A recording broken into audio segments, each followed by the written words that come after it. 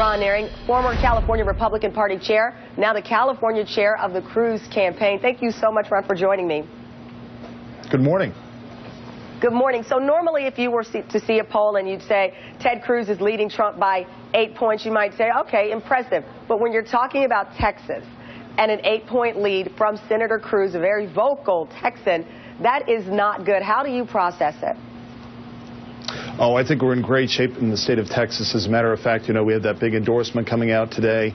Lieutenant Governor Dan Patrick is chairman of the senator's campaign here in the state of Texas. He won a come-from-behind victory when he first ran for the Senate. He ran against the sitting lieutenant governor and won a come-from-behind victory there because he united conservatives. He knows how to win, and he's in good shape. So we're looking now at a great campaign here in the state of Texas, and then moving on, you know, to Super Tuesday.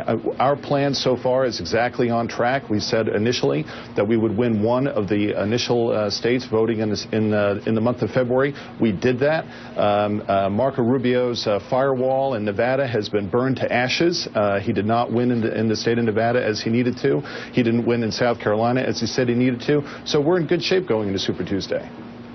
So you're telling me your plan was to win in Iowa and lose in South Dakota, evangelicals, and lose in Nevada? That was the plan?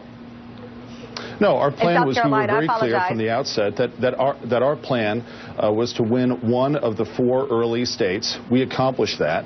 Marco Rubio said that his plan was to come in 3rd in Iowa, which he did, to come in 2nd in New Hampshire, which he didn't. He came in 5th, and to win the state of South Carolina, which he didn't, and then to win in the state of Nevada as his firewall, which he didn't. So this is a 19-week process. Our plan is built around that 19-week process to getting to 1,237 delegates. This is a race for delegates. Texas is the 2nd largest state in the country, and the biggest state in the country in California, which votes on June 7th. That's my state. We're well organized there, well positioned there. The last poll conducted in California had us up by 2. So we're taking this one step at a time, methodically. I know a lot of the analysis, you know, wants to pretend that the race is over after every election that takes place, but that's not what it is. This campaign is built for the long haul, and the next up is Super Tuesday. Yeah, and let's be clear, we're not saying the race is over, but we are trying to understand the strategy, and I'll make the point here. In the course of our conversation, by my count, you said Marco Rubio's name 3 times, but never addressed the biggest challenge that's facing Ted Cruz in Texas, which is Donald Trump.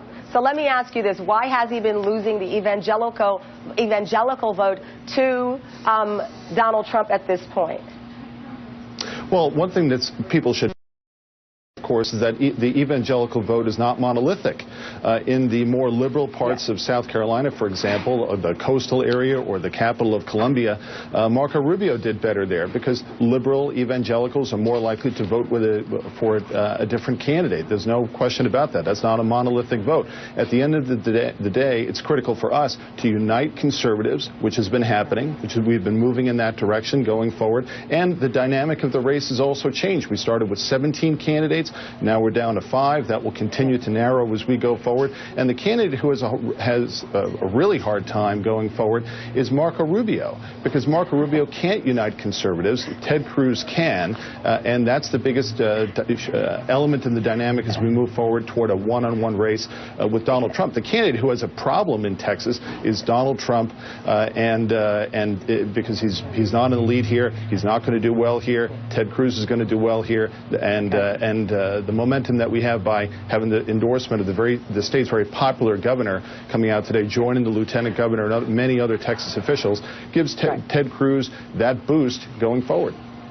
Well, listen, Marco Rubio thought the very popular governor of South Carolina, Nikki Haley, would help him as well. It did get him ahead of Cruz, but it did not get him a victory. So the whole notion of endorsement, even with popular governors, is kind of being turned on its head when you look at the polls out of Nevada, and folks are looking for the outsider voice. I also want to quickly ask you, though, out of Nevada as well, the very conservative, Donald Trump took that vote, 38%, Rubio 23%, Senator Cruz at 34%. So amongst the very conservative, even after Donald Trump applauded Planned Parenthood, some of the things he said about entitlements, some of the things that are completely anti-conservative, he still won the very conservative of your party last night. Well, let me go back to the point that you raised concerning South Carolina and those endorsements there, because I think that that's important. If Marco Rubio could not win in South Carolina, where he had the endorsement of the state's governor, he had the endorsement of Senator Tim Scott, the endorsement of Congressman Trey Gowdy, he had the entire establishment behind him, $50 million spent on ads communicating with about 800,000 voters, and he himself said that he was going to win in South Carolina. If he could not win there, then where is he going to be able to win? Where on Super Tuesday? And in fact, he was asked this question, and he answered Florida. Well, Florida votes on March 15th, and by the time the polls close in his own state of Florida, a total of 60% of all the delegates will have been allocated. So if anybody has a real challenge going forward, it's Marco Rubio. Okay, thank you so much for joining us. It's a great pleasure. We'll see what happens in Texas on Super Tuesday.